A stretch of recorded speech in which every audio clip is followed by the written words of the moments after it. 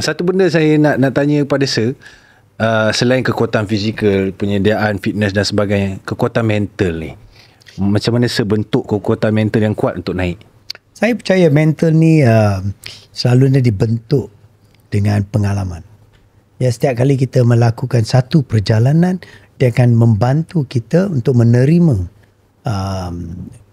semua cabaran yang kita lalui dalam perjalanan tu. Lagi banyak kita berjalan, lagi banyak persiapan mental akan terjadi secara langsung. Kita tak tahu, tapi actually dia membantu kita. Benda ni bermula daripada sejak di bangku sekolah lagi. Itulah perjalanan kita pertama. Tinggalkan rumah, pergi ke sekolah.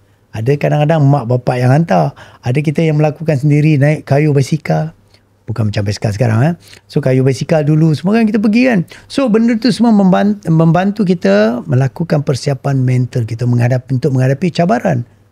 Jadi selagi banyak mana kita spend time mengambil cabaran masa kecil itu, dia akan membantu kita. Yang kedua adalah setiap satu perjalanan kita lakukan ke 5,000 base camp, 6,000 ke Island Peak, Merah Peak, Lobuche Peak, Him Leong Peak. Semua tu bila kita lakukan, apa akan berlaku adalah dia akan bentuk kita punya kekuatan mental kita. Jadi setiap satu cabaran akan membantu kita. Ya, bukan saja kehidupan dalam kehidupan kita, dia juga pendakian yang kita lakukan semasa 3 tahun perjalanan kita buat tu.